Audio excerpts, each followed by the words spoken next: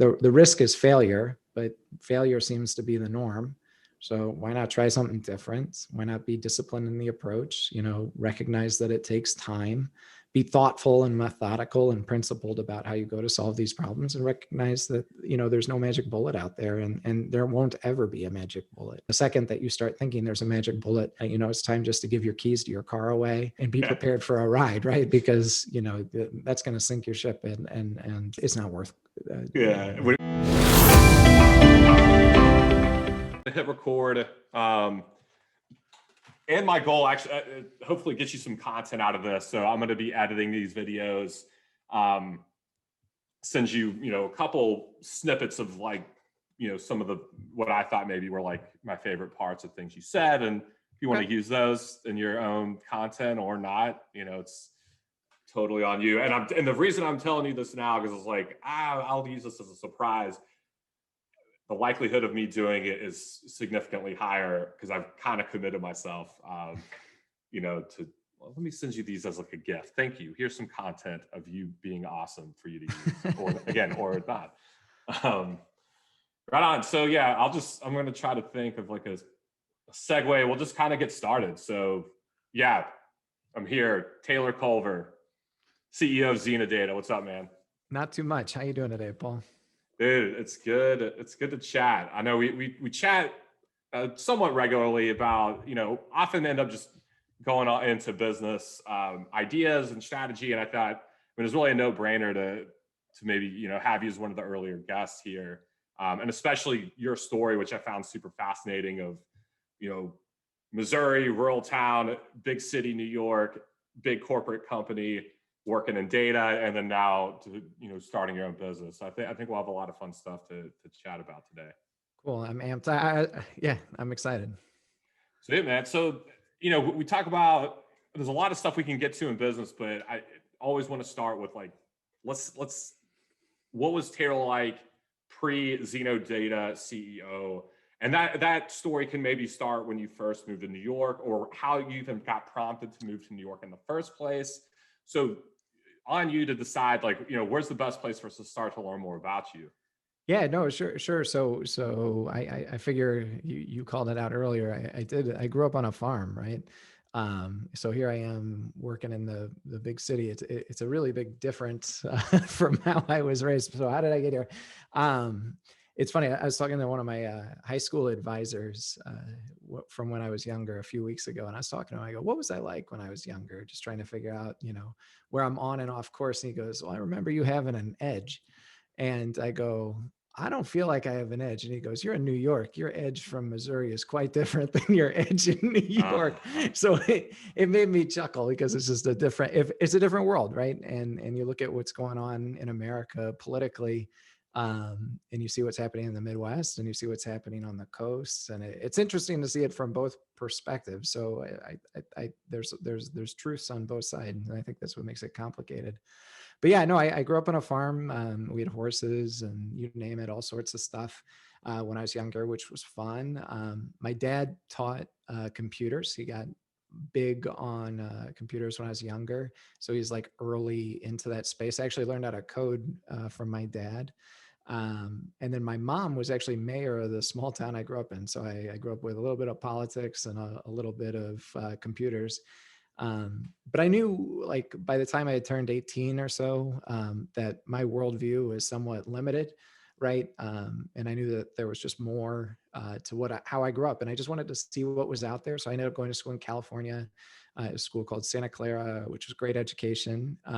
Learned a ton. It was in Silicon Valley.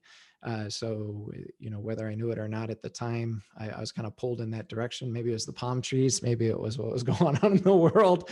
But it was a really special place, because I was there in 2005, so 2003 through 2007. So there's a lot of big change. Like even Facebook was somewhat nascent at the time. So I have a lot of friends who ended up at those companies who've done very well. So it was cool to kind of watch that. But at the same time, I also was kind of traveling the world and seeing what was out there. And, over time, I've been over 50 countries, and, eventually I settled in New Jersey. I met my now wife here when I was working for a company. I was actually in between Brazil and France at the time. And here I am in New Jersey. I met her at a biker bar. And we ended up getting married. It's been 8 years. So here I am living in now Jersey City. So having grown up in the Midwest and now living on the coast, things have changed, quite a bit. Yeah, and definitely from all those locations, not many people are like, between Brazil and France. And Yeah. are you in a biker gang? Because that would be awesome if we could talk about that. Or are you Yeah. just living? What happens in Fight Club, stays in Fight Okay, Club. yeah, that's fair. You can't the CEO of this data company by day, by night, he's Yeah. the head of this really cool biker gang. Who knows? You never know. Right, right. Nice, man. Well, so you've been there and you got a lot of that travel experience. Was that, I'm assuming, before you really stepped into your corporate your corporate career, or were you working a lot when you were doing this traveling and living in these countries? Yeah. So when I graduated from college, I knew that I always wanted to be an entrepreneur. But at the same time, I also knew that I didn't have any experience in business, and neither of my parents were business people. So I didn't have a tremendous amount of resources around me in terms of like business acumen and business knowledge. So I figured I had to learn by doing. The corporate world is. It has its strengths and its weaknesses, but I just use it as a mechanism to learn and afford me the opportunity to travel and see the world. So I got to work in like finance, operations, sales, product, strategy, all sorts of different roles. So I got to see how organizations work and how they think from a bunch of different angles, which I enjoyed. And I'm a big believer in people and relationships, and organizations are ultimately as strong or as weak as their culture. Technology strategy doesn't mean anything if you have the wrong people. And I think that's kind of what led me to data. And I learned very quickly that every organization has subcultures within it, just like traveling. You go to Africa, every country is different. You go to Europe, every country is different languages, different foods, different norms. It's the same within a company. And then once you learn how they're communicating and how they're working together and what problems they're trying to solve, that's how you can build consensus. But if you don't understand any of that, you just end up in organizational gridlock. And that's usually where I see data projects fail. So to answer your question, right, coming full circle is, I wanted to be an entrepreneur. How I was going to be an entrepreneur just kind of found me. And I kept finding myself dragged into the middle of data projects. Being a facilitator, helping kind of break down friction, helping people understand each other's goals, delivering solutions. And, I love the idea of jumping on impossible problems or seemingly impossible problems and solving them with some degree of finesse. And I found that fun and challenging and really rewarding, because people walked home because their day wasn't as stressful, and they were happier for it, and there was a lot of soft good to it that was fulfilling. Yeah, and that's really interesting. Kind of your whole perspective on relationships and organizational structure and culture, because I think anybody, maybe the first thought when they're like, there's data people and then there's people, like, I don't have much experience in corporate, but I know, like, my perception is like there's the sales folks are really gregarious, outgoing, charismatic, the data people, and they don't ever talk. But like your perspective on it, to you, like, data is a huge part of that culture and a huge part of how people can interact. I think that's a fascinating perspective, which I'm going to bookmark that because I definitely want to revisit that. Sure. Um, so I guess in that way, you're working in all these places and you're gathering a lot of experience and getting a lot of reps in, so to speak, in a lot of different areas within a business. um, I know, since I know a bit of your story already, I know you started working at a company and there was a lot of struggles there, I think, with your voice being heard, or you're like, hey, we are doing things maybe butt ass backwards. um, I'm curious about that, because again, you've mentioned that part of your career before, and I'd love to hear more details on how that went about, because I think it seems like it was kind of critical to what your next steps were. Yeah, no, in my own career, I learned how to solve the problem, right? And how to solve the problem is not how to solve the problem. So, what do I mean by that? I think data professionals are still finding themselves, right? And I think a big reason they're finding themselves is there isn't really a strong emphasis on an executive role or a chief data officer at most companies overseeing data, right? So because of that, you've got all these people who are somewhere in between a report writer and a business analyst trying to change the organizational structure of the business, right? So if you think about it, in the 80s and 90s, organizations are built around hierarchies and departments. And in the 2000s, 2010s, you've got all these tech companies out that are building their organizations around platforms. What they're doing differently is they're building their organization around the data core. The challenge with these legacy organizations who haven't been able to deploy these platforms have basically put themselves in a positions where different departments can't effectively collaborate together. So you find yourself as a data professional stuck in between all these interdepartmental conflicts, right? And at the same time being like, it's really simple, guys. You just need a data warehouse, you just need data replication and metadata and quality and all these Python and SQL, all these fun words. But I'll tell you, the business could give two hoots about that because they don't want to know how the sausage is made. They just want the sausage made, right? And what I don't think they realize is data is kind of like the travel industry. It's not like sausage. It's not like Johnsonville Brat shows up and delivers a sausage in nice packaging and you can go cook it. It's easy. It's more like the travel industry where you have to figure out where you want to go. You have to research how you're going to get there. You're accountable for your own experience. You just get the privilege of paying with the click of a button, right? So data in many cases requires a lot of work by the business. And if you end up as a data person not able to effectively communicate and collaborate with them and show them the benefits they can get, how you can help them achieve those benefits, you'll never get anywhere and you'll never get listened to and you'll never get the budget you deserve to actually solve these issues, right? So in my own experience, I struggled with that, right? And it's what's inspired me to start XenoData was I hated the feeling I felt when I felt like I didn't have a voice, when I knew how to solve the problem, but people don't want to hear the solution. It's very different than that. I think that people don't want to hear about how the solution is solved. They're all ears for the solution. They just need a certain degree of confidence in what you're doing is going to work, right? And that it's going to solve a specific business problem and that they're going to benefit.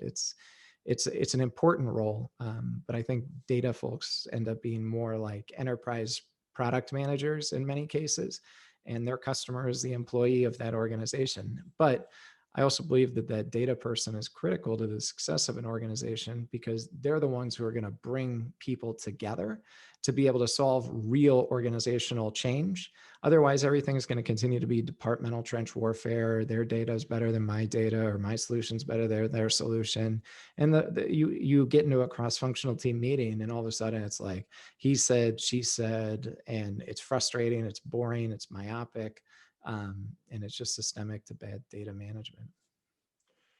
And it's interesting, kind of all that, because I'm still learning about the data world and how it works. I mean, I know, data is a currency in this modern age. I mean, like Slack didn't get bought for billions of dollars because they were running ads or they were monetizing it. This is my understanding. It's because, well, no, I take that back. They had, the premium version, but they had a ton of users and a ton of data on those users and how people were working. And that's a lot of the valuation. And if I'm saying anything wacky or incorrect, please interrupt me. No, no, But, that's fine. but I know, and I think I was like a lot of startups or something. It's like they're losing money to acquire data and information that they then sell to another company that then can take that and utilize it. So like data as a thing is still very new, and it's fascinating because I think of people who don't understand it, myself included. It's like I don't know, man. You're the data wizard. Just make this work. It's like, Right, yeah, I'm not a wizard actually. I can do some cool shit, but like I can't just like push a couple buttons and solve all your company problems, because right. it's a fascinating take on it. And I think again, to your point earlier, it's like it's more as much of about the business and the people involved as it is about whatever's going on spreadsheets or in databases, things like that. Yeah, well, you got to understand it's behavioral, right? So a couple of your points there. I'll talk about the Salesforce stuff in a sec, but think of data as health, right? Um, you can go see your doctor, right? You can buy a gym membership, right? And you can take a pill, right? Fish oil, let's say. That's no different than hiring a consultant, buying enterprise software, right? Or, trying a fancy new thing, right? At the end of the day, the only way that you're going to lose weight, that you're going to get healthy is if you put in the work, right? And it's true, right? You can sit there and have the best software in the world, but if you don't have good data, it's garbage, right? You can have the best, you can be a member of Equinox, but if you're not going to the gym, it's not going to work, right? You can have the best consultant in the world with data, right? But if you're not changing your behaviors, it doesn't matter. It's like having a great personal trainer, right? So you can bring those technological resources and those consulting resources to organizations, but if those organizations can't change their own behavior, they're wasting their money, right? And that's where the rubber hits the road with any kind of data. So to your point, I think what's interesting about Salesforce, right, is Salesforce bought Tableau, I think, for like 16 or 18 billion dollars, maybe a year ago or so. And Tableau is like, renowned, probably one of the best, if not, the best reporting solution on the market, right? It's seen as the market leader. But it connects the Salesforce platform experience to a reporting engine. Then they go after Slack, which is probably the number one engagement platform right now on the market, right? So it's all about connecting users to data. And that's how they're thinking about it, because they pull in the users through Slack. They're going to ultimately end their software. And if they use their software, they're going to get their data, which is going to go back to drive more engagement. And before you know it, that's the name of the game, is you're growing adoption in your user base, right? So it's super smart because they're just trying to get closer and closer and closer to the business, right? It's fascinating, yeah, and I guess seeing how those things work together for, I mean, what ultimately I would guess is the best experience for the person that's utilizing Salesforce is you have those additional tools and making it easier for that user to maybe adapt their behavior to for adoption. I think, and I wonder if this holds up, because your weight loss and health thing resonates with me heavily. I think a common thing I hear people say is like, oh, well, if I buy the membership to this gym, well, I'm going to use it, of course. I can only speak for myself. That shit doesn't work. I've gone months paying gym memberships and haven't stepped foot in the gym. And I wonder if that's similar to, oh, we'll get this data consultant, we'll get this data solution, we'll get the software. Well, if we're paying for it, it's going to work. Right. And no, like me paying for it is a low level type of behavior. I have to then get to the gym. I have to then put in the work. And I can't do that once a month. I have to do that 3 times a week, and then I'll see some results. So I and, think, and it's going to take months. It's not going to take a week, right? And you're going to have good days and you're going to have bad days, right? And people just need to accept that there is no magic bullet on the planet that will help them solve their health or data problems other than eating healthy and exercise. Just like with data, understanding, documenting, right, and engaging people in a way so that the solutions that you're delivering actually add business value. If you're not doing that, like, what are you doing? yeah. And it's funny. It's like the modern day snake oil in a way of like, and that might not be the best word, but everyone wants that diet pill. Everyone wants like the easiest solution to get to, an end goal without any challenges. And that's so seductive and alluring. But if it's too good to be true, it probably is. And I think history has shown that, time and time again. Um, Well, it's look, funny because I was like, this is like the modern day version of like selling a weight loss pill. Like, hey, take this pill, do nothing, and you're gonna get the body you want, 6-pack abs, whatever it is. salespeople know how to solve for the pain, and product people know how to build a shiny UI, right? And you go out, and even if you go out and buy a Ferrari, like, it's fulfilling for a while, but it's not going to like change your life, right? It's just short term. So I think organizations just need to be honest with themselves and be like, look, we're accountable for this, but it's okay not to do anything, because doing it half-assed is wasteful, distracting, demoralizing, ineffective. But not doing anything, you're going to get eaten alive by your competitors over time, right? So you got to pick your poison, right? Is do you want to build your organization around a data core, right? Or do you want to continue with this like 1990s Harvard Business School case study philosophies of, you've got your CEO and your VP of this and your VP of that, and you need to work up these chains to be able to drive any kind of organizational benefit, right? It should be, you've got a customer and a supplier, and in between the two is a platform, and all employees should be supporting that platform or that exchange of information between those two parties. That's where like Amazon and Facebook and all Uber have been come in and just like crush different industries, right? And you'll start seeing that in other places like insurance becoming placement with the click of a button.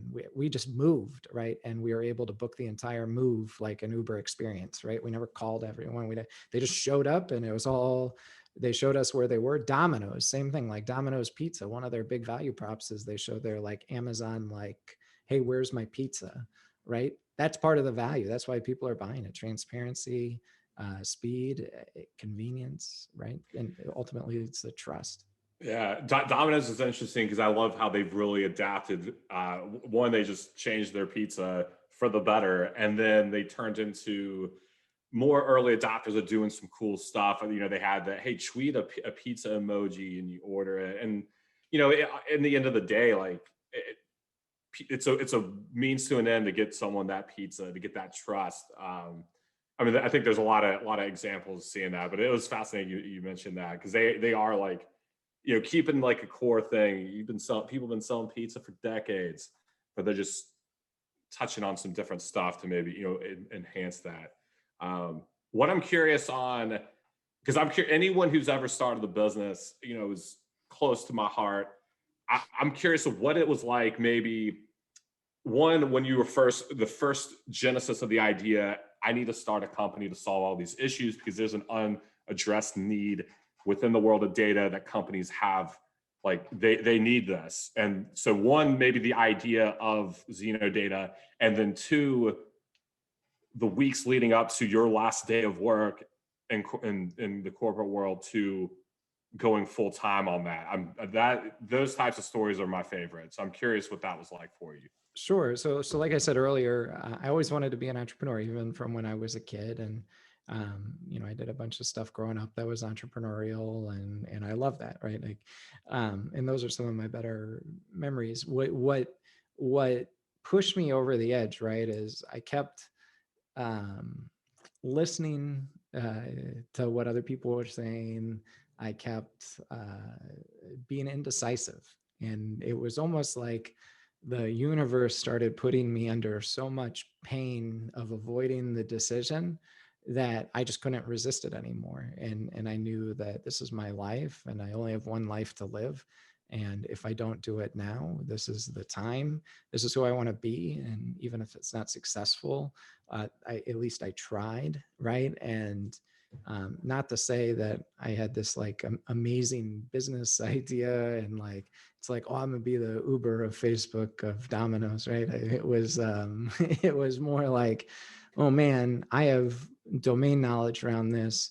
I know how painful it was for me, to go down this journey. I never want anyone to have to go through that pain as a data leader. Just kind of learning the common pitfalls of stepping into that role, right? And I also want executive leaders to get benefit out of data because they struggle to allocate resources to the right people to actually achieve some of these transformations, right? So in some organizations, you've got hungry executives who are looking to make these changes, right? And then some of these and they have no one in their business who can actually do it. And then in some of these other organizations, you got these people in the business really hungry to make that transformation, but the executives are closing their ears to it, right? Which is not uncommon either. And you need to build that bridge. So that's kind of what drove me over the edge. Is like, it wasn't like I had this crazy business plan. I'm like, look, this is a problem. It's very painful for me in my own career development. I never want anyone to have to go through that again. I want to help executive leaders coach their organizations to go through this because I think it's meaningful and essential to them remaining relevant organizations. And I've just kind of chipped that away ever since. And since we started, we've worked with some massive brands. We've worked with Anheuser-Busch InBev. We've worked with Ulta Beauty. We've worked with Williams Lee. We've worked with boutique companies like M&A Insurance Solutions, right? Um, and we've even launched a software product to help people do it themselves. So like it's been a evolution, right? So it wasn't like all this was the idea on day one. It was, I know why I'm on this planet, right? And I know what I want to do, and I know the problem that I want to solve.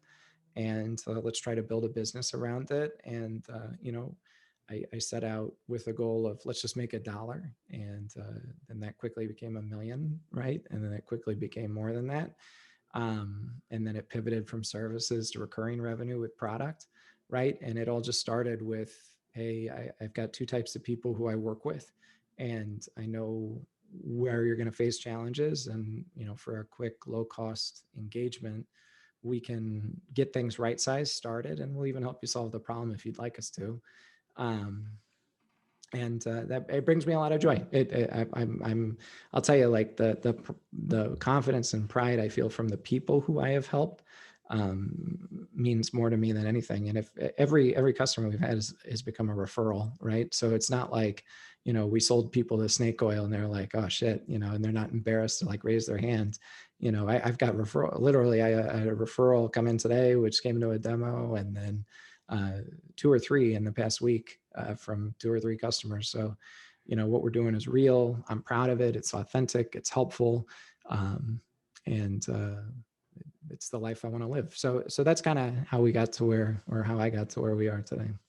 That's awesome. And I think connecting a couple parts of your story and what you were saying, that like when you were saying the pain that you've gone through, the struggles that you wanted to solve that for other people, you didn't want them to have to go through the same thing. Is that what you were referring to when you were saying like, you were caught in between departments, kind of getting pulled different ways? Is that more or less like what was painful about when you were working in the corporate environment?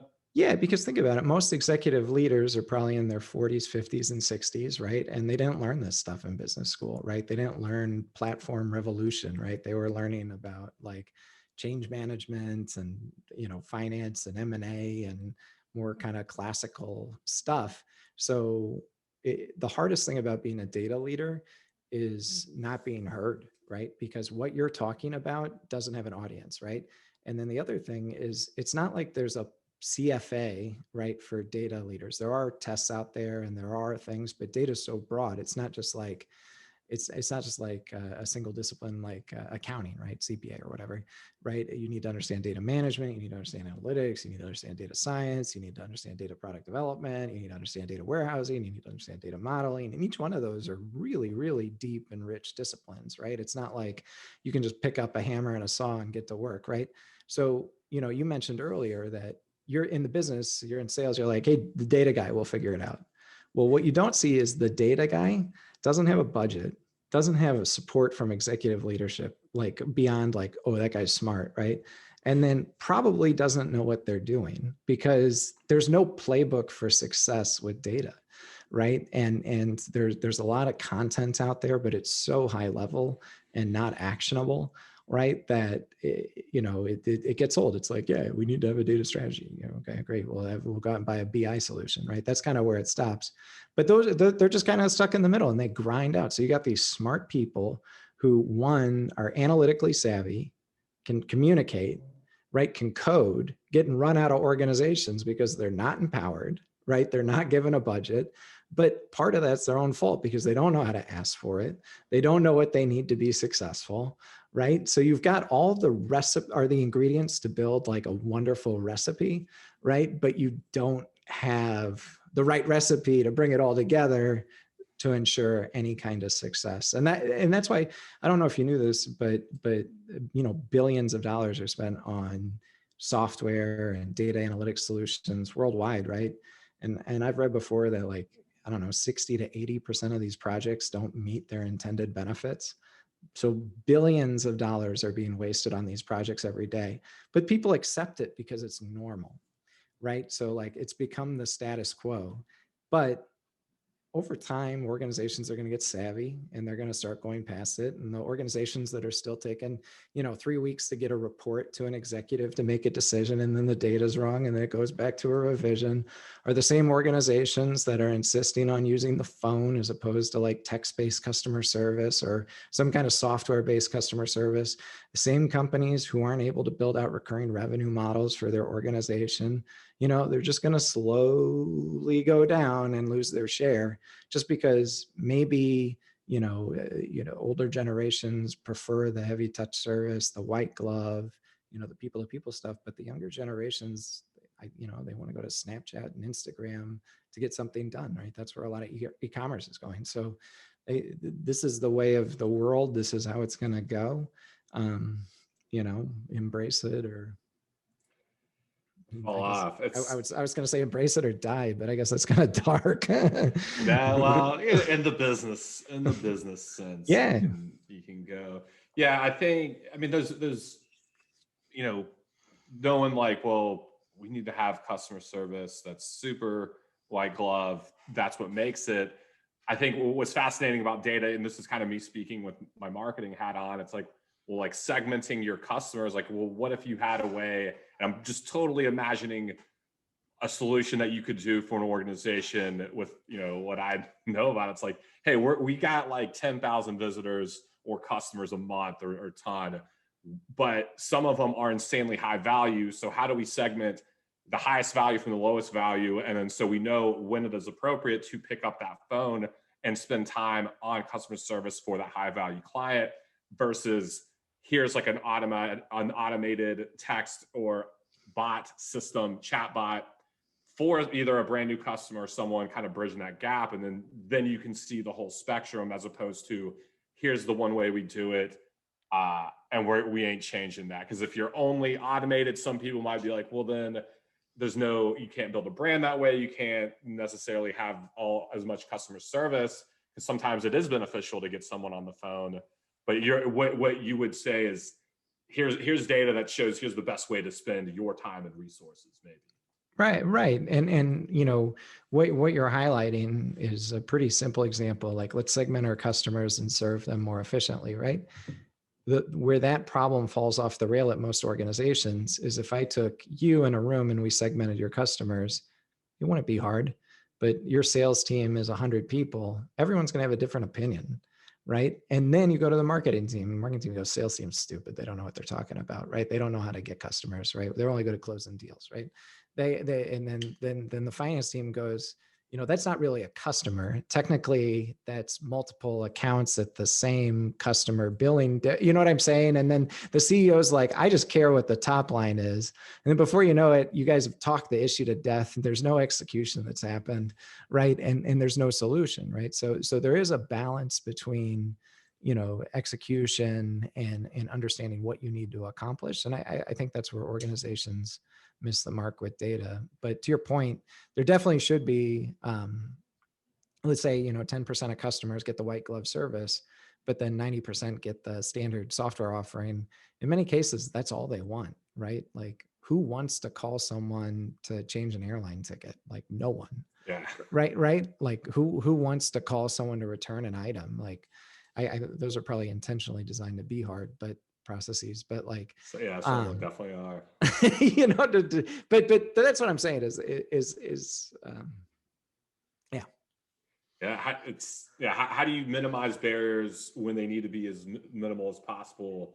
I mean, I don't necessarily.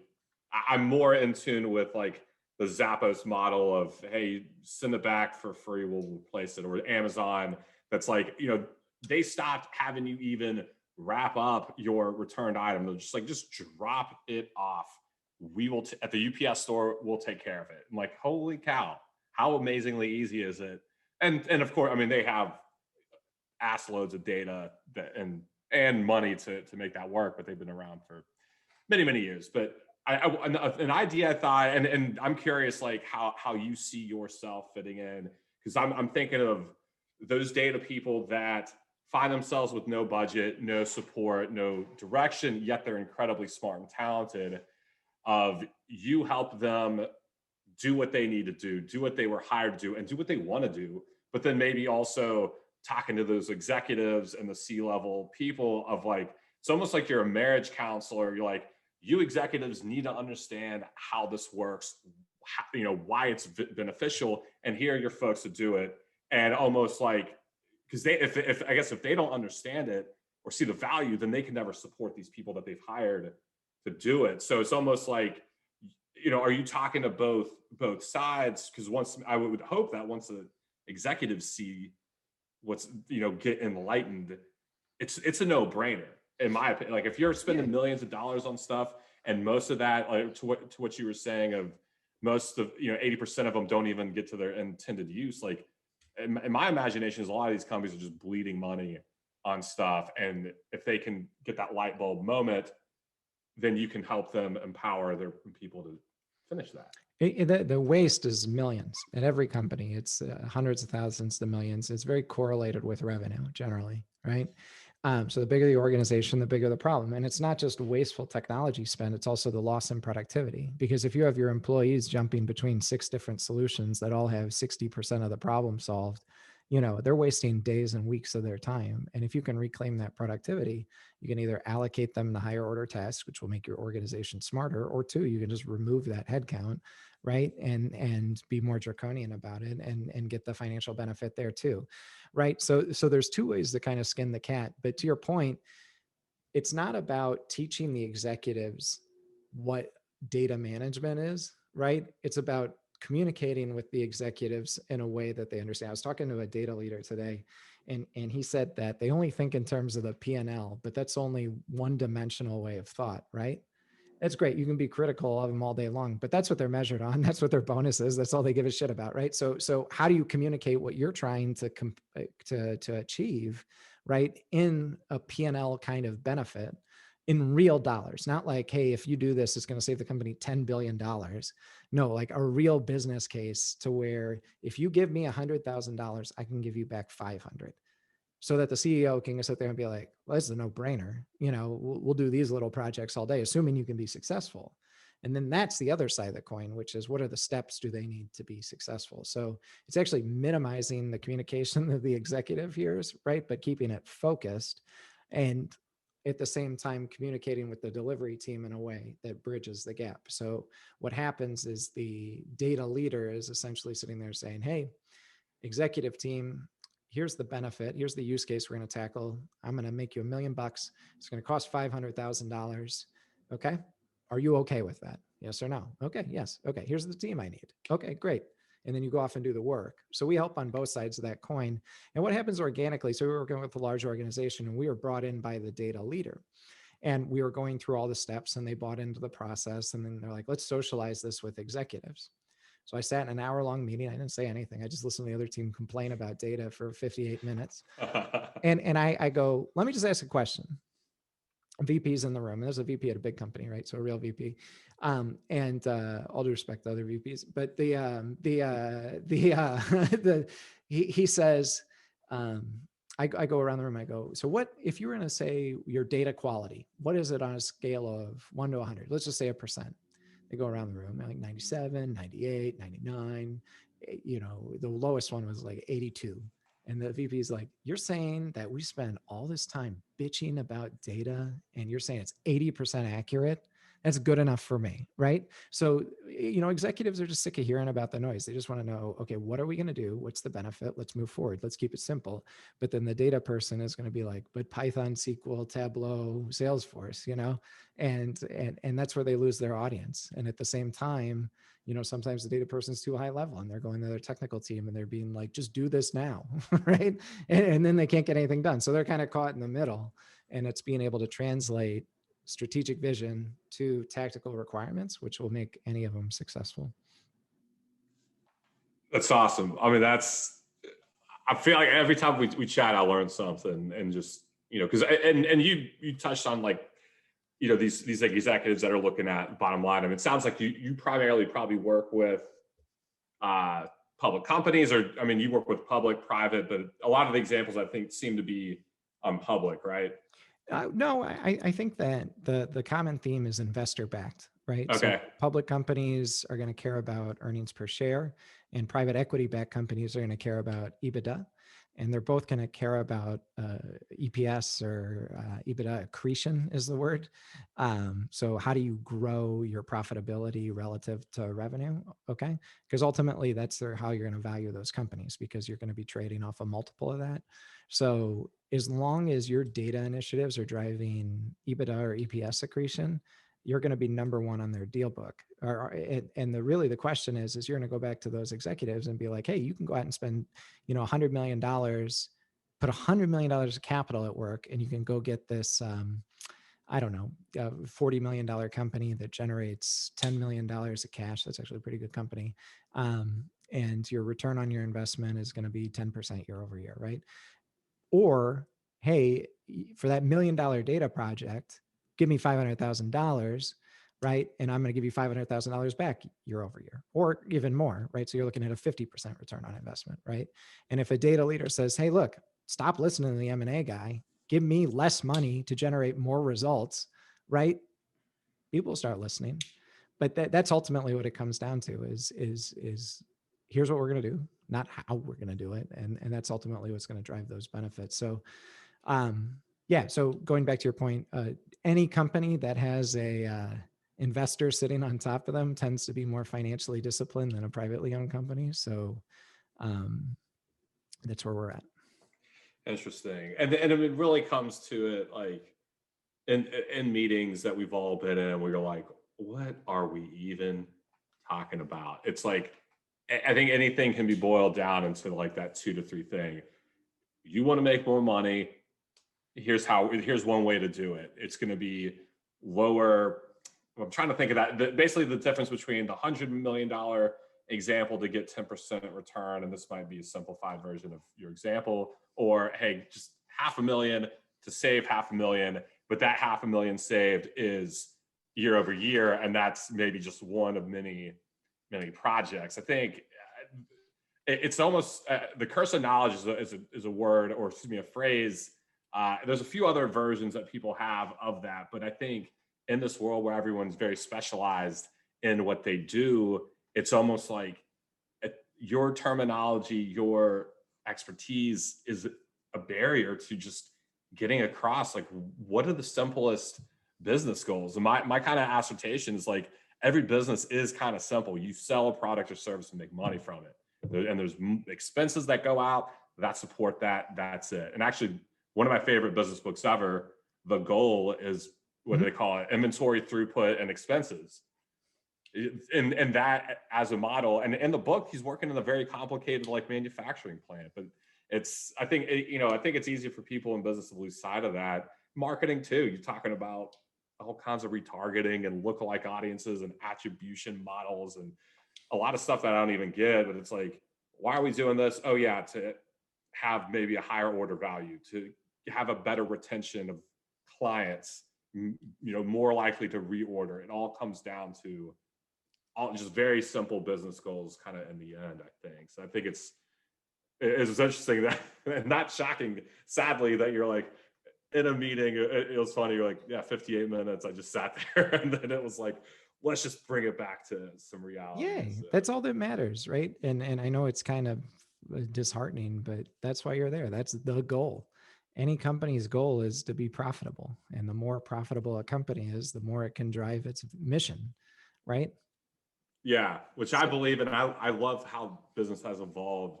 So many are mission based, have more than just, beyond the profit. It's like how, what's your impact, what's your give back. It's almost become a requirement. It's not necessary, but I mean, most businesses realize that they need to have a why behind what they're doing, um, what's et the point? cetera. Yeah, Yeah. it becomes harder to sell, harder to claim value. And there's these companies that have stated and unstated values, right? And I think that's where employees get confused because the stated values are very different than what happens, right? And unstated values are very powerful, right? So understanding how an organization behaves is its values, the reflection of its values. So if it says, hey, people first, but every year they lay off X amount of people, it's not a people first company, right? It's a profit based company. So then you've got to just align to that and be like, look, my company just wants to make as much cash as possible. And, here's how data can support that. And, don't try to impose your values on that system, and, go with it. And if you don't want to go with it, go elsewhere, Yeah, yeah. Well, I thought it was cool on what you were saying earlier on kind of how you've adapted into like some models that are more recurring. I think, and you can give a better recap. When you're starting, it seemed like you were doing a lot of like big projects, like InBev type stuff, but it seems like you've adapted more into some other types of ways that you've adapted and grown your business specifically.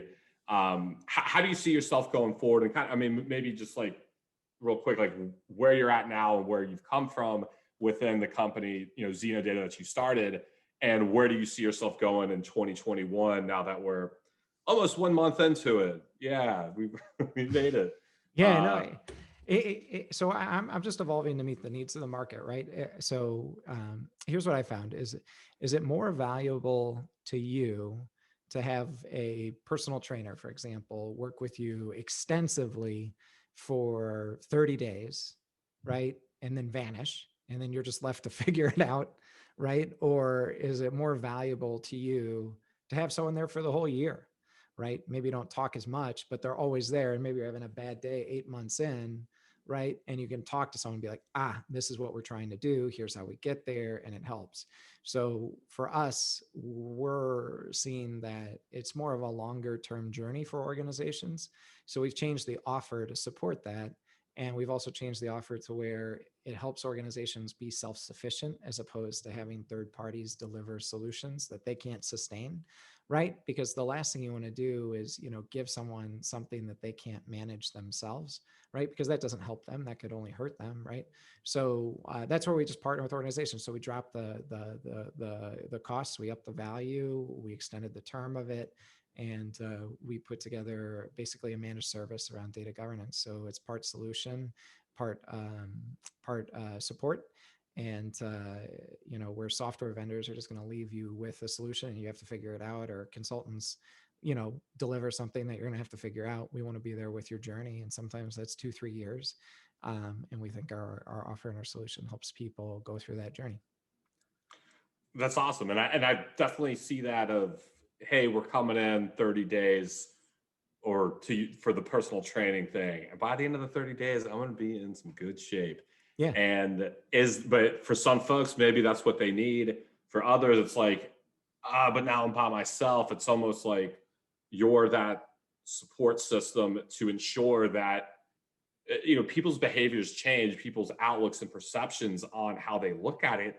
And I wonder where business and people like thought, like, why did anyone ever think that you could snap your fingers and suddenly people are going to change their behaviors just because they work for you, just because you pay them? Like, I don't think that's the case. And I think that's where it's human behavior to me is one of the only constants. And it's almost like it's very random, but it's also predictable.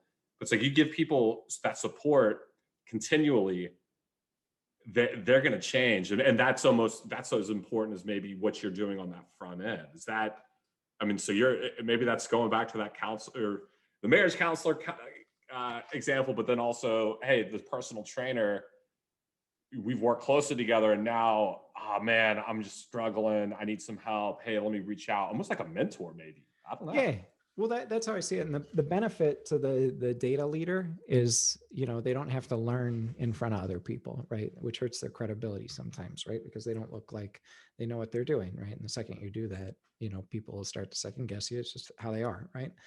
And then the benefit to the executive is that they know what they invested in is going to get done because they've got someone shadowing them that they trust, right? So that's kind of how I see it. Like I said, that, we learned over time that people are like wowed by the mega projects and the delivery of those mega projects. But I think what will lead to sustainable change and what we see is the long-term commitment, because guess what? Executives come and go. data leaders come and go. The organizations we work with are hundreds of years old or 100-year-old plus, right? So how do we make sure that their commitment to moving away from a hierarchical, people-based organization to a flatter, cross-functional, data-centric organization is actually sustainable, right? And the second we disengage from the account, we can't help them with that journey. So that's why we changed the offer to make it affordable, a longer-term commitment, um, and just add more value over time, as opposed to the whole like snap your finger and it's done. And I think you learn in life that anything that can be done instantly is not really fulfilling and generally not as successful as it could be. Like look at all the like the email marketing automation that's out there. It's very easy to like contact 1 million people in a month, right? But at the same time, they don't care, right? So like why bother? Right? So why even do the work to even reach out to all those people if you're not going to tell them something that actually matters and is interesting? So you got to make sure what you're doing is valuable and impactful and sustainable, um, and growing. Yeah, and I think that all circles back to what you touched on in the beginning. I mean, you're a people person, you're an entrepreneur at heart, and you're in a space that hasn't traditionally been seen as like, yeah, those data guys are like, those are the most outgoing people in the company. It's like, well, where that it's that's where you're fundamentally rooted. And I think that's fascinating, and it's just a different, maybe a paradigm shift. And again, I'd be curious what friends of mine who work more in these corporate type of companies, because I get most of my info from friends, family, and LinkedIn of like, what's the corporate world like? But it's you're looking to enact behavioral change within the realm of data and how organizations are structured to advance. And if it could be at the scale of a snap of a finger, that again, that's the magic bullet, and that just doesn't exist. So you're like it's almost like you're a mentor, business coach who does a lot of technical stuff, but can help enact like maybe like full on, I don't know if people need culture change, but just change around maybe past ideas and things of what you said of the 90s Harvard Business School model of how business, and like maybe a lot of people are still running stuff. It's like, no, we need to shift that mindset into something that is in the 2021 and beyond, and to be able to adapt quickly with how fast technology obviously is changing. Yeah.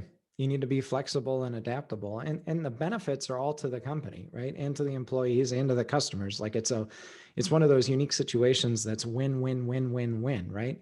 Because think about it, your employees become more productive, right? Which generally is going to increase morale and make them happier, right? Because they're not doing BS clerical tasks.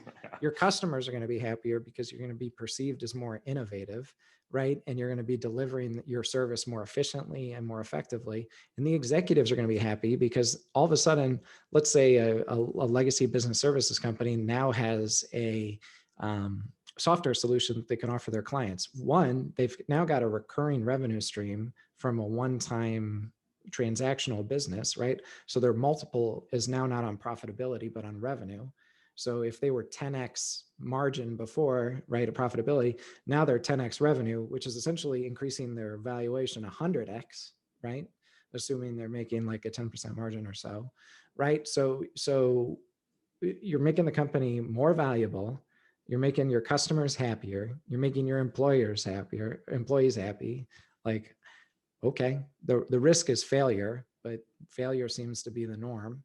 So why not try something different? Why not be disciplined in the approach? Recognize that it takes time, be thoughtful and methodical and principled about how you go to solve these problems, and recognize that there's no magic bullet out there, and there won't ever be a magic bullet, right?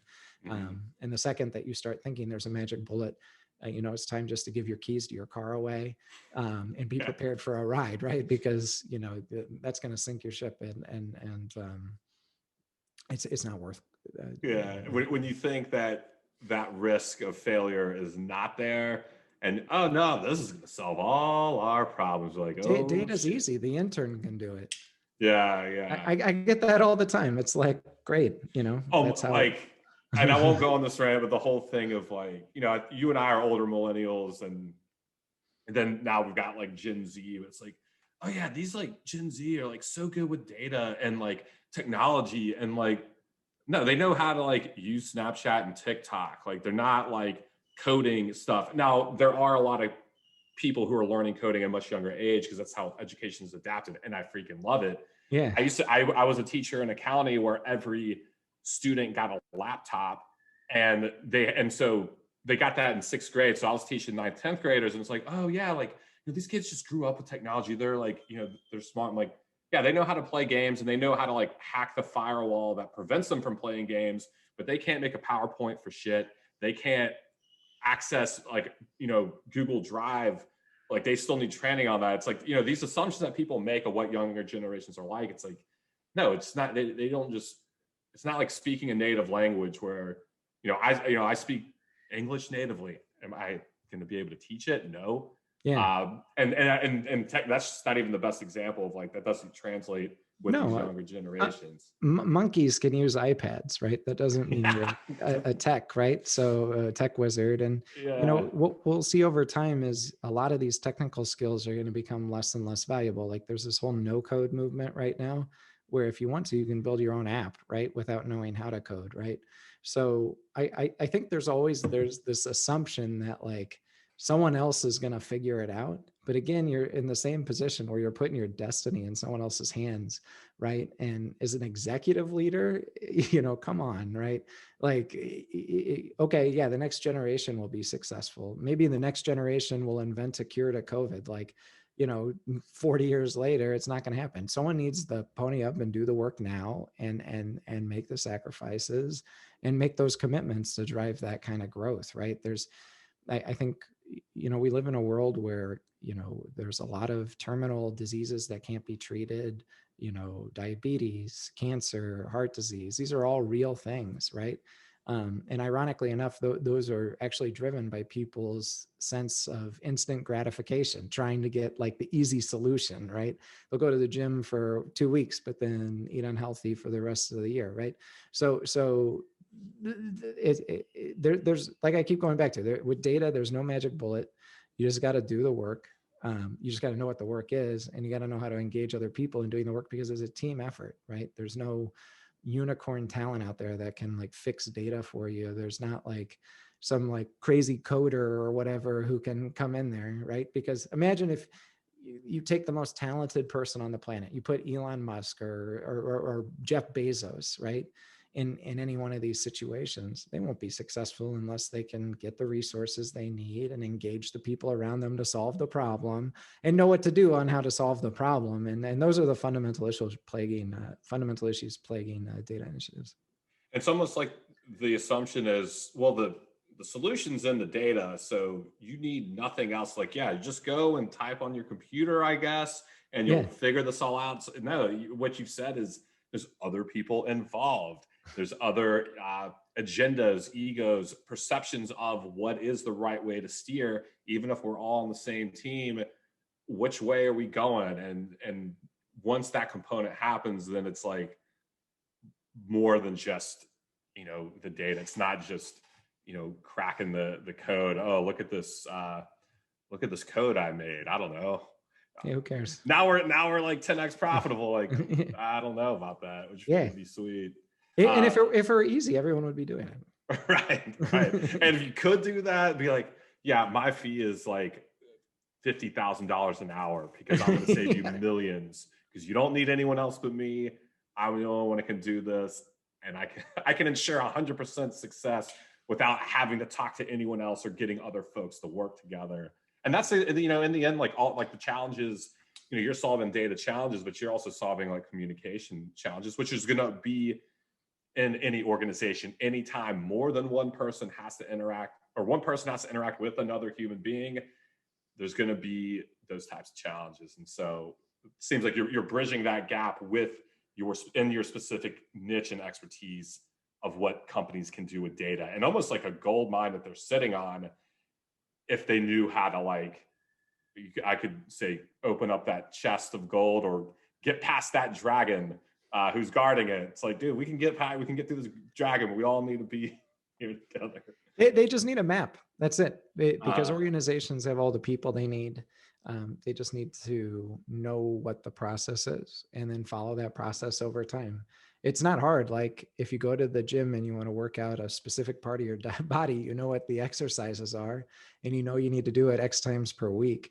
I think sometimes with data, they don't even know what that is, right? So once you figure that out, then it becomes inexcusable not to do it, right? And then you check in periodically. It's like, have you been doing this? Have you been doing this? And if the answer is no, it's like, okay, then this won't be successful. Like, stop. uh, It's okay to stop. You just stop. Don't like yeah, pretend like you're doing something innovative, because I don't think there is anything more uninnovative than companies investing millions of dollars in solutions that don't drive business value. yeah. And there's a lot of vaporware out there. Don't get me wrong. Like I've worked with salespeople who've said, I have no idea what I'm selling, and I don't think our customers know what they're buying. Right. And these are $1 million transactions, right? And Interesting. and there's a real thing out there, right? So like I'm saying, buying the next AI enabled blockchain platform, whatever, like just stop it. Be innovative by stopping. Not doing something is innovative from my vantage at that point. Because think about it, like 5 years ago is big data, then it was cloud, then it was blockchain, and now we're on AI and RPA, right? What's next, right? And eventually, blockchain is gonna, big data is gonna, you know, these are just trends. And if you're buying things that just address those trends that aren't driving business benefit, good luck. Yeah, you're going to be hopping from lily pad to lily pad. I need to stop thinking. My metaphors have like really tanked over the last hour. When I was like, what am I talking about with this fighting a dragon? Because it all came back to, I think the weight loss one is such a great metaphor, microcosm. If you Yeah. can understand that behavioral and the behavioral change necessary to get through that, I think that can be applied to Yes.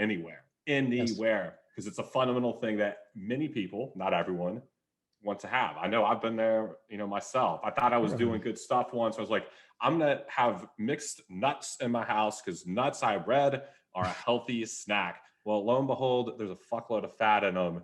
And so while I thought I was being healthy, like you said, I should have just stopped. I did eventually, because I was like, what the hell is going on here with this ostensibly healthy snack, but it's like, Yeah. no, There's have no have there. 4 of them and you're good. I was It, having multiple handfuls. it's like keto. It's like, oh man, I'm going to burn all this weight. But at the same time, the amount of cholesterol that comes with eating eggs, bacon, and red meat.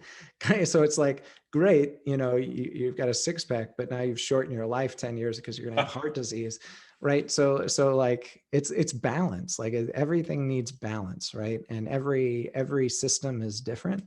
So how do you balance, people, process, and technology, not to be cliche, but to to be able to achieve an optimal outcome for the environment you're in. Absolutely.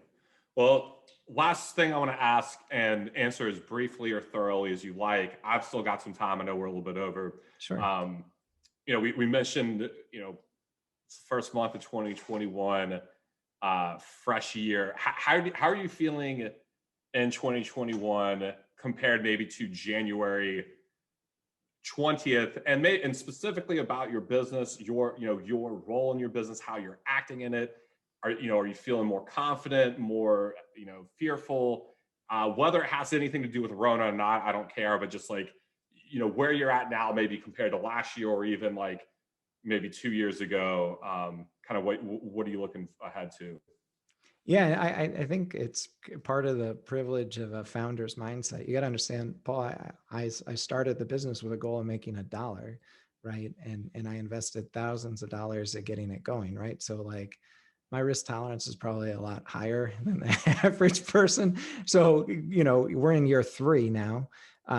We've survived a pandemic. We haven't taken any federal funding. We've seed funded, we bootstrapped our own seed funding. We've built a proprietary technology product. We have 5 very strong case studies. We've supported Fortune 100 companies. We've supported companies under $1 million in revenue. We've helped them actually grow profitability. So they're very strong case studies. So, from my vantage, we're still early, right? But our success has been our own. We've done it by ourselves. And,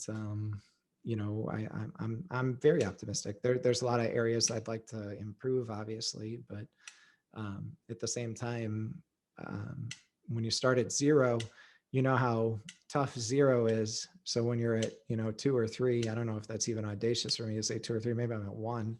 Um, I know what zero is like. So 1's actually pretty empowering. It really is. I mean, it's like, I think exponential growth, but also like the feeling of that momentum, like, dude, I made $1 and then now I've got this other stuff. And now, the next project, and then adapting. And then you find yourself maybe in a position you're like, sweet, I'm working as hard as I want to, and stuff is coming before me. I was about to say manifesting in front of me, but that word is often taken in the wrong way. Just like, I'm creating these outcomes, I'm doing great work with great companies. I'm not having to struggle as much for it. But we know, like, first year or two, like, I'm in my third year as well. I think also that's why we kind of like connect, of like, we've both started something of a similar timeline. And yeah, it's fascinating seeing your growth. And I know from us chatting, kind of right around Rona time, and how you've pivoted. I think I love what you're doing. I love seeing your path and your journey. And I know we'll talk more, but this time next year, I think you're going to be like, it's going to be a different type of conversation. You probably adapted your stuff because you've already within 3 years adapted and modeled after the market. But dude, I think you got some phenomenal stuff ahead of you for sure. We'll see. I mean, I used to think like, you put it out in the universe, it comes back to you, is kind of like hokey, but it's very real. Like if you put good out there, good comes back. And, I've met a lot of interesting people who I never would have met otherwise. And I've helped a lot of people who I never would have helped otherwise. And, that's how we connected, right? Um, it's very real. So if you know what you want to do and you're trying to provide value to people, the results will come. Yeah. And even just being like focused and centered on like, what am I trying to do here? And I found this to be a common thing with people I've spoken with, and I'm assuming it's going to continue to be. You're thinking of, I want to alleviate pain from data leaders, people in that. I want them to have the best. And I didn't even touch on this before. You said, I want them to go home not feeling stressed. So you said something to that effect. Yeah. So you're coming from a place of like, I want to do good in this world, and here's how I'm going to do it. It's through, these data initiatives and solutions that I have. You put some good stuff out there. Even like 6-8 months can seem like an eternity when you're starting out. That was my experience. But then, yeah, stuff that you did a while back, someone sees it, someone connects on it. No matter what, you feel good at the end of the day. You're like, I did what I set out to do, and that was valuable to somebody else. And then just things happen. But also because people like work to see those happen for you. Like, people will work on your behalf, if you're helpful. And that's, I think that's cool. Like, where your mindset is. I've certainly found that to be true myself. Yeah. No, the amount of kindness by people, and some surprising, some unsurprising, like, has been tremendous.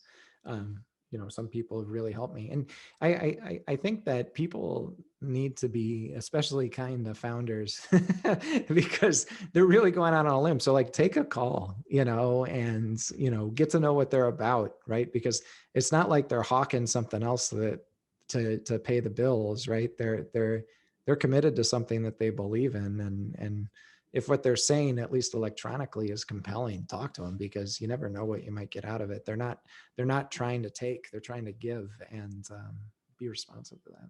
Yeah.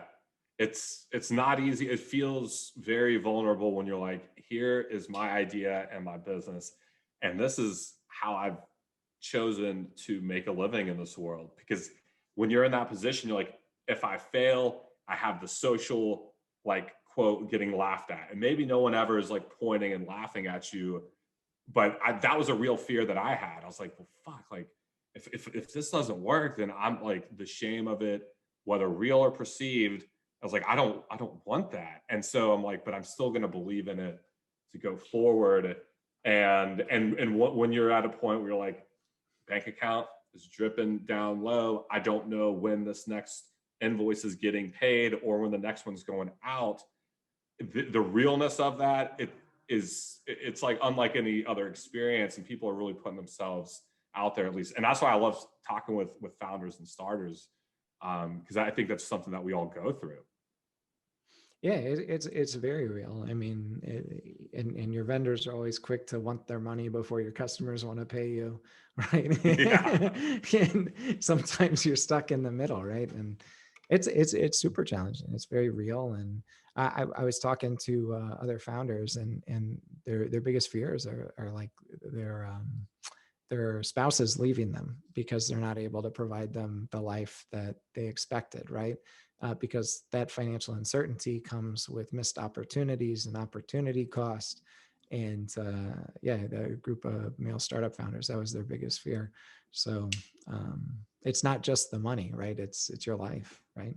it is. Yeah, it's thinking you're at a point, in an age. I'm in my mid 30s. I'm like, well, if I was, when I was starting all over again, I'm like, well, I've seen people my age who are like way further along in a career than I'll ever be. If I were to start over, I would be like way has beneath them within the organization or just starting out or skill set. And it's all that. It's like, what would happen if, then yeah, my significant other leaves me. I'm here. I don't know. I mean, I don't think you face that, and then if you get through it, it's almost like nothing can stop you because you get through that point. I think. I mean, I'm sure it would be sad to talk to someone who's like, yeah, I failed and I've never recovered from it. Be like, oh, I don't really know how to. That'd be terrible. But I don't think that's because most people who fail have failed a couple times, but then you talk to them and they're like uber successful. It's like, okay, well, you failed and then you just went and tried again, and then maybe a second or third time. And that entrepreneurial spirit that you had from a young age, it doesn't go away. And that can still, you can always get to the end goal. And you know Colonel Sanders was an example. He was in his 60s and then just slayed. Yeah. Yeah, maybe he had a good life before that. I would hope that he did. But that, it's definitely a frightening prospect to think about, if you're starting anything. Well, people are looking at the outcome. I think people are enamored by like the successful outcomes of entrepreneurs. Like, look at Elon Musk, right? He's the wealthiest person in the world right now. But I bet you he's more proud of his journey, right? And that's why he's quick to say things in terms of like, my company's overvalued and the SEC, is awful, right? Which he'll say often, right? But the guy sent a ship to Mars, essentially, right? He's invented like probably one of the better cars on the planet, right? That's fast and safe and fuel efficient and incredible. But you got to think about what that journey was like to get there. And that's what it's about, right? Because like I was saying, the thought for me is I've got one life to live, right? Who do I want to be? What do I want my impact to be? And just being honest with myself that that's the path, and failure or success is irrelevant because it's just the path I'm on. And all that matters is, am I helping people achieve things that they couldn't do by themselves? And am I helping them, grow, right? That's my job. And then at the end, I can look back and be like, I helped these people do X, Y, Z. And that to me, that's success, right? Is like my best memories, right? I feel like the greatest moments of success is when I was younger, and I didn't get a chance to talk about this, but in college I threw a big Halloween party, right? And I sold 5,000 tickets to it at $5 a pop, right? Yeah, or 1,000 tickets at $5. It was a lot of money at the time for me. Like thousands of dollars was not like a normal exchange for me at the time. And we bought 40 kegs of beer and 100 bottles of vodka, and like we had a pretty impressive operation, like getting it ready. but it was the experience of putting it together. It wasn't because like I really loved the party and had a good time. It was like, and mind you, I'm not even 21 at the time, right? So how I pulled all this off is is more than incredible. But Yeah. the thing is like it was the experience, and I always look back on it. It's treasured, and I look at how much I've grown as a person since I've started as an entrepreneur. Like I'm unquestionably more talented, smarter, more resilient, more creative, more persistent, like less bashful about certain things. Like, and it's real. It's not like me going out and be like, oh, bullshit, bullshit, bullshit, bullshit, like puffery. It's like, me 4 years ago versus me today. There's no competition. Like, it's just a better person. Yeah, it's that growth part, that the growth in the service that is worth it. I mean, if I don't know, if you resonate with this, there's been a time where I'm like trying to latch a sense of happiness and fulfillment to something material, and then maybe it was something that you were going after. I've never owned a Lamborghini or Ferrari, but something like where I'm like, I wanted this object and I got it and I'm happy I got it. And then in times when I'm depressed, I'm like just searching like what can make me happy right now. I'm like, well, I accomplished this and this and this. And if there was nothing about growth or service to it, it was empty. And it was even worse because it took something I was once happy about and showed just how unhelpful it was to me when I needed happiness, fulfillment, and whatever. And so, I like having goals. I like having financial goals because I know like I can take that and provide family, give back to community and things like that. But in the, what I find to be what makes me happy when I'm not feeling so hot about myself, but it's just maybe a day or a couple of days. I'm like, man, I just feel like shit, feel worthless, a little depressed. I'm like, I had an impact on someone, recently that I did good for someone or for a cause of something. And, it's, that's the realness, and that's the best thing, um, to get to, I think. Yeah, you can't fake it, and there's no greater honor, right? Because most people don't want your help, or or they maybe don't appreciate it, right? But I think back to my time when I was running data at the last company I was at.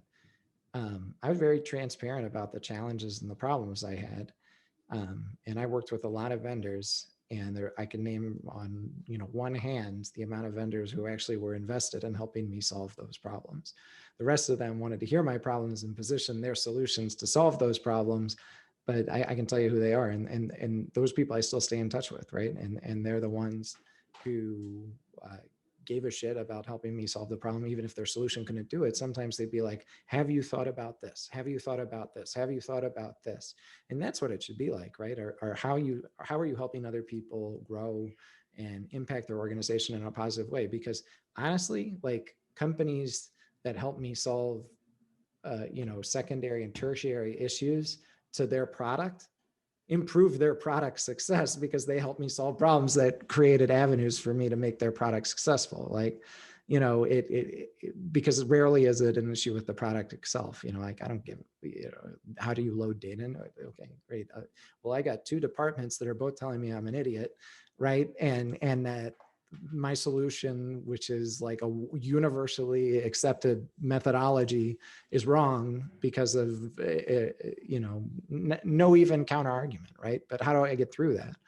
And the people who help me get through that are the ones who are invaluable to me. So listen to your prospects' issues, listen to your customers' problems, and I know we're going on a little bit of a tangent, but I you know with data, it's not about data and technology, it's about people. And I think people who think that, hey, we got this data guy who can do it, or this data guy who nobly thinks that they can do it, or naively thinks they can do it by themselves, um, go talk to some other people. Like, let's put data aside, guys. What do you want to solve?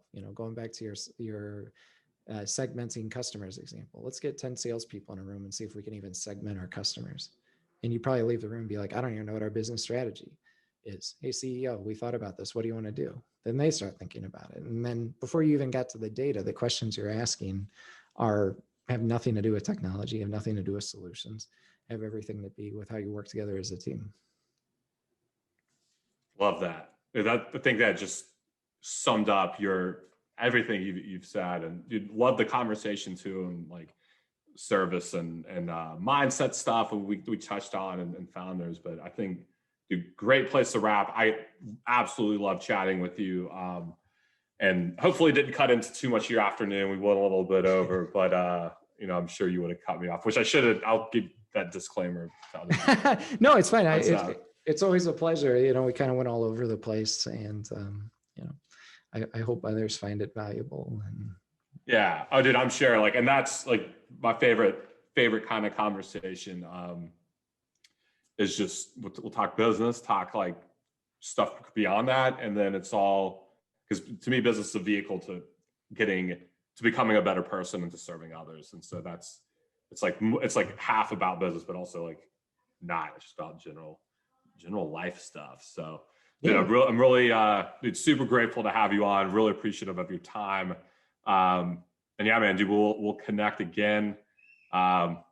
Hopefully sooner than later. You look out within a few weeks. I'm still working on my process of taking the content, but I'll send you some stuff here, let you know when the episode is going to go live, and we'll be rocking. So again, thank you. Perfect. Paul, my pleasure. Thank you so much. Yeah, thank you. And